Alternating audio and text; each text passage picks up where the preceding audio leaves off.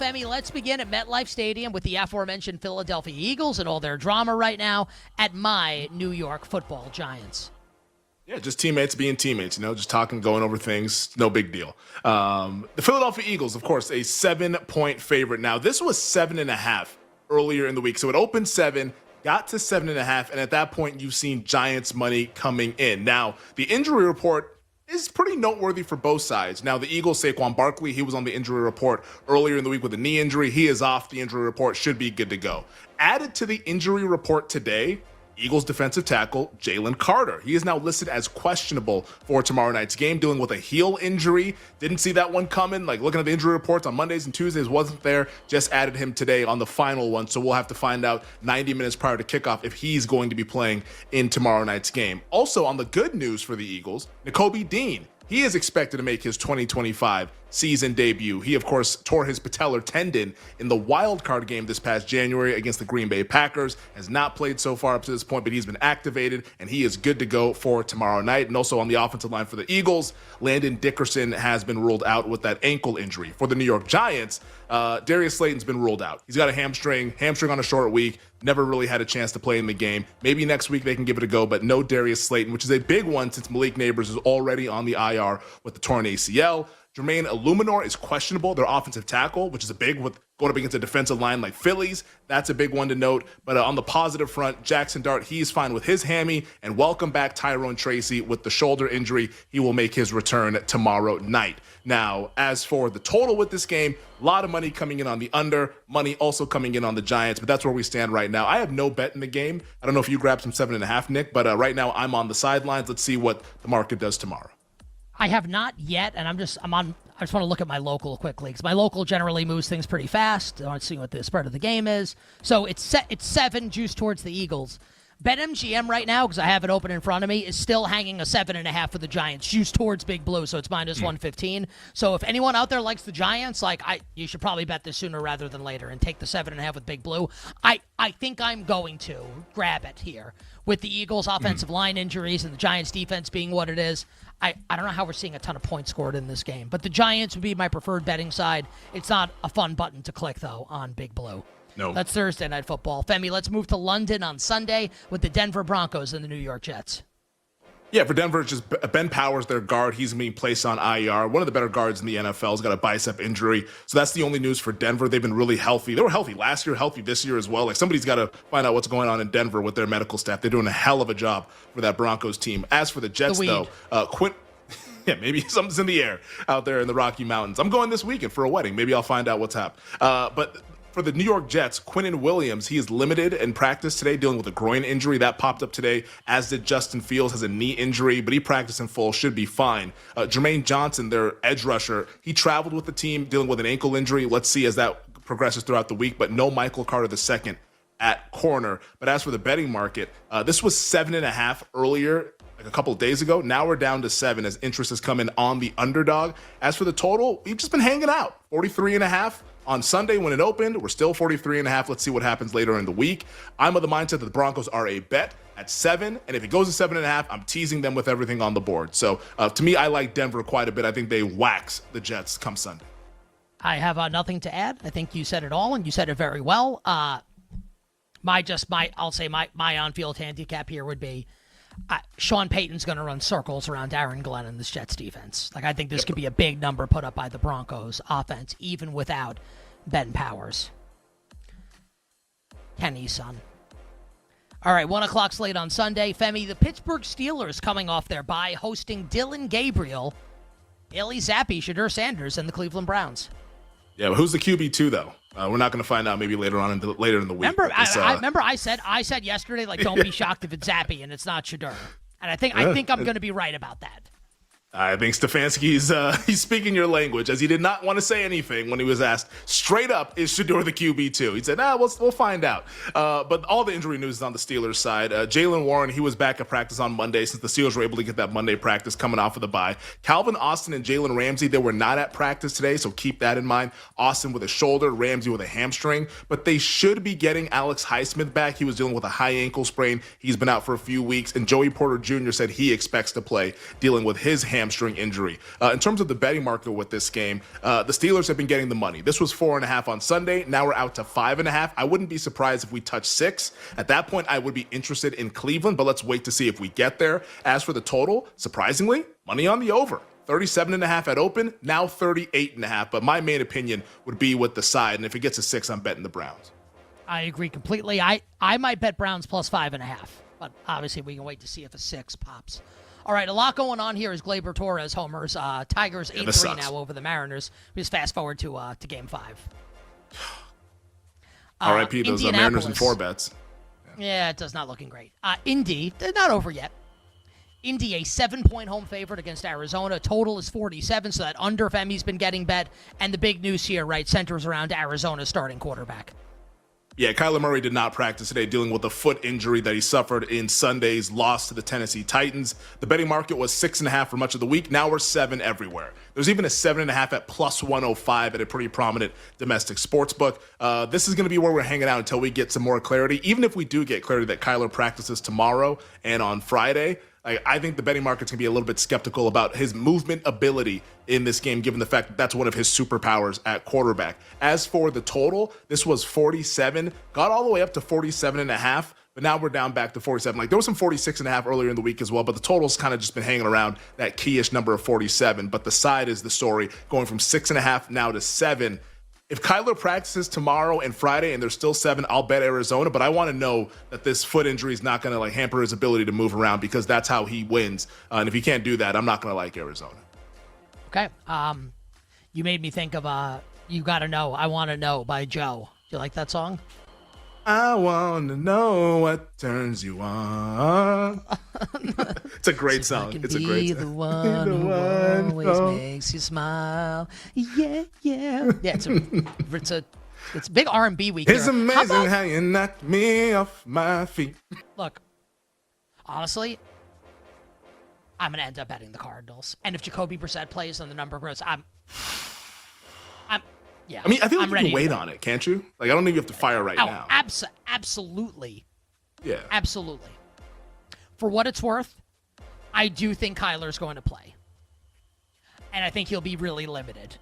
And we'll see where the betting market lands on this game. But I'm interested in Arizona, which is probably a ridiculous thing to say. Chargers and the Dolphins, Femi in Miami. What's happening here with this one? Yeah, the betting market with this game currently sits as the Chargers a 4-point favorite, and that's kind of where we've been hanging out. Now, there actually is a 3.5 that's out there in the market, but that's at a prominent domestic sports book, but it's kind of going rogue. Everyone else is at 4. There's even some 4.5, so we're kind of all over the place with this game. But this one opened 5.5, and all the money has been on the Dolphins side with the injuries to the Los Angeles Chargers. Obviously, Amarion Hampton was placed on IR with the ankle injury. Joe Alt, he's expected to miss Sunday's game dealing with his high ankle injury. Mekhi Becton, DNP today. So a lot of injuries on the O-line, and now at skill position, guys, for the Chargers. I like the Chargers still with all these injuries. I'm looking to buy low. Let's see if more people keep betting the Dolphins. If they do, I will be backing the Chargers. At 4, I'd bet the Chargers, but I'm not going to do it now because maybe we find out they're going to get down to 3.5. I don't think we'll touch 3, but I like the Chargers in the game just because I think this is getting a little bit too much with all the injury news that's out there. I have not bet the game, Femi, but I tend to agree with that train of thought. What about Drake May and the Patriots on the road and the Saints? Let's try and sneak in one more. Yeah, no injury news with this game, so this is an easy one to sneak in, but it has been all money towards New Orleans. This was 3.5 at open. We all saw the game Sunday night, and everyone's, hey, I want to bet New England. No, a lot of respected bettors backing the Saints. I think we might hit 3 with this game, which is very, very interesting given the fact what we've seen from the Saints and what we've seen from the Patriots. As for the total, 46.5 at open, touched 45, now back up to 46. But the story is the side, which I think we're actually going to go to 3. I think a lot of people looking to fade the Patriots off of the big win, biggest in years for New England. I think if that happens, I think I would be forced to bet the Patriots. Yeah, I'll lay 3. I'll lay 3 all day. Yeah? Saints, they won because they forced 5 turnovers. Like, they forced 2 turnovers, they lose to the Giants, and this is not 3. like I'll lay it. When you put it like that, it does sound pretty good. What about your Cowboys visiting Bryce Young and the Panthers on Sunday? Yeah, this game opened up 3.5 Sunday afternoon after all the games from the early and late afternoon slate. And today we have moved to 3 minus 110 across the board. This is 3 everywhere now. There were some 3s yesterday, that being Tuesday in the market, but now 3 is the consensus number as there's no more 3.5. Those have all been bet. As for the total, we kind of bounced back and forth between 50 and 49.5. Opened 49, then got all the way up to 50, now 49.5. As we're sitting kind of close to that key-ish number. But from an injury standpoint, Dallas, of course, is the story in this game. There'll be no CeeDee Lamb. There'll be no Tyler Booker. Tyler Guyton, their left tackle, he's still in the concussion protocol. Brian Schottenheimer made it sound like he's been progressing pretty well, though. So let's see on that one, but did not practice today, still in the protocol. Tyler Smith, their all-pro guard, he is back on the practice field dealing with that knee tendonitis. Suited up in the game on Sunday, but was only needed for an emergency situation. They did not need him, so he was able to get the week off last week against the Jets. But the injuries plentiful for the Dallas Cowboys. Let's see as we progress throughout the week what that will look like tomorrow and on Friday. And for the Panthers, the big one is Chuba Hubbard, their running back, who is not at practice today. But hey, who needs Chuba Hubbard when you got Rico Dowdle, who's now in a revenge game against his old buddies, the Dallas Cowboys. But the Panthers have getting all of the money today as we've gone off of 3.5 and on to the key number of 3. Yeah, and it looks like CeeDee Lamb will play next week for the Cowboys, but one more week likely on the shelf for CeeDee Lamb. Dallas -3 now on the road at Carolina. I'm so fascinated, Femi, by the Seahawks-Jaguars game Sunday in Jacksonville. 4-1 Jaguars hosting 3-2 Seattle. What's happening here in this game? Yeah, so this one opened the Jaguars a 1-point favorite Sunday, got down to pick 'em. Jacksonville then reopens at 1.5 after they beat the Kansas City Chiefs, and now we're back to 1. So, not massive moves, but moves nonetheless. In terms of the total, that's where a lot of money has been going. 45.5 at open, now 47.5. A lot of injuries on the Seattle defense. DeMarcus Lawrence, he's going to try to practice this week with a quad. Devin Witherspoon is going to try to practice this week with a knee injury. Julian Love, he's got a hamstring injury. His status is uncertain. They're going to wait until later this week to determine whether he can try to play. And Reek Wool in their corner, he's in the concussion protocol. So that's the Seattle side. For Jacksonville, it's Trayvon Walker with the wrist injury. We'll get an update on him, I'm sure, a little bit later on this afternoon. And then Robert Hainsey, their center, dealing with a hamstring injury that was bothering him in Monday night's win over Kansas City. So a lot of injury news on the defensive side of the ball, which is why the total has continued to go up. I kind of like Seattle in the game, but I'm not quite sure if I'm going to get there. Let's get some more clarity on the injury news. I like Seattle a little bit also, but I need to think a little bit more about this game. We'll talk more about it tomorrow and on Friday. Especially in the secondary. Speaking of a lot of injuries, what do we have with the Rams visiting the 1-4 Baltimore Ravens? Betting market says Lamar's not playing, and we know he did not practice today. What else is happening with the Ravens and the Rams? Yeah, this opened 7.5, got all the way up to 8, but now we're still hitting at 7.5. But some of the 7.5s are getting bet. People interested in Baltimore getting more than a touchdown. The total, that's hanging out at 45. In terms of the injury news, though, obviously for the Baltimore Ravens, Ronnie Stanley, that's the good news. He was back at practice, as was Kyle Hamilton. So some positive news there for Baltimore, but no Roquan Smith, no Chidobe Awuzie probably, no Marlon Humphrey in the game. He's going to be out for multiple weeks. And for the Ravens, maybe it's a quarterback change. Sounds like they're going to try to get Snoop Huntley ready to roll for this Sunday as opposed to Cooper Rush, who started last Sunday against the Houston Texans. As for the Rams, Tyler Higbee and Rob Havenstein are the two guys you want to keep in mind. They missed the game against the 49ers last Thursday. That knocked us out of Survivor. We'll see if they can get going later on this week. But all the injury news for the Ravens, but a little bit more positive despite Lamar looking like he's going to miss another week. So your thought here, Femi, is that Tyler Huntley is more likely to start on Sunday for Baltimore than Cooper Rush? It sounds like they want him to be the starter. I mean, I don't know how much he's going to have to get up to speed. He's been in that program before a couple of times already. So I think this might be like the situation that we see in Cincinnati where the quarterback that they bring in, hey, we're going to put you out there and you're going to start because we can't continue with Cooper Rush. So I would guess that it's going to be Huntley. And I think that's a small upgrade, just small, but still an upgrade nonetheless. To where if I was forced to bet this game, I think I would actually be on the Baltimore side. Famous last word. Yeah, listen, I don't know if I disagree with that. It's going to be a really interesting betting market if Huntley's the quarterback and not Cooper Rush. All right, we go to the afternoon slate on Sunday, 4 o'clock on the East Coast, 1 o'clock out West, with the Raiders and the Tennessee Titans, Femi, a rematch the world's been waiting for of the 2002 AFC Championship game. What do we got, Raiders and Titans in Vegas? Yeah, this one has been all money on the Tennessee Titans. Opened at 6.5, and I know you bet some 6.5 with Tennessee. A lot of people bet that because we're now down to 4. 4 is the number. A big move in the betting market going from 6.5 to 4 without having played a game, obviously. The total's still hanging out at 41.5. The injury news is not great for the Raiders. Brock Bowers considered week to week. by Pete Carroll. Michael Mayer, though, he did come back to practice dealing in the concussion protocol, so it sounds like he might be able to return. As for Tennessee, J.C. Latham, Brian Callahan said that things are looking positive, whatever that means. Maybe he'll be able to return this week dealing with that hip injury, and also Arden Key's got a thigh injury as well on the defensive side of the ball. I'm not going to be betting this game unless for some reason we ever got down to like 3, but I don't think that's going to happen. I think all the movement's already taken place at 4. I think it just makes a lot of sense. I'll probably just pass this one. I'm happy with my Titans position. So you could be Serious happy on question Sunday? for everyone. Well, I think I will be. I was like, in all seriousness, and this is obviously like Brian Callahan stinks. Which team has the better quarterback right now? Yeah, I mean, Cam Moore's been playing, but I mean, he's not throwing 4 interceptions every game. You know, Like Geno's playing like the worst quarterback in the league right now, and that's, you know, everyone gets really mad when you say stuff like that. Like, let's just call a spade a spade. Not that he can't get better, but he has stunk. I don't know if I trust him, right? I bet them last week, and I bet them against the Bears. It's just like, I wouldn't want to do it again. Joe Flacco, Femi, officially named Cincinnati's starting quarterback for Sunday's game on the road in Green Bay. Has that moved the betting market here? Bengals at Packers in Lambeau. Green Bay off the we line. moved a half point. Yeah, we moved a half point. This was 14.5. We get the Flacco news, the trade, and he's going to be QB1. It's now 14. So it's some interest coming in on Cincinnati, and I think that's actually right. Like, I don't think people realize how bad Flacco has been so far this season, but still, he's an upgrade over what Jake Browning was doing over the last couple of weeks. The total, though, that's been hanging out at 44.5, so that's all gravy. No real movement there. From an injury standpoint, Packers hoping to get their offensive lineman back. Aaron Banks was dealing with a groin injury. Zach Tom had an oblique injury. Those guys did not play in their game against Dallas. Devontae Wyatt doesn't sound like it's too optimistic about him at defensive tackle. He's got a knee issue, but just slight movement on the side. No real betting opinion for me. I think we're just right here at 14.5. I know some people will probably use them in Survivor, but I think this game's a hard pass for me.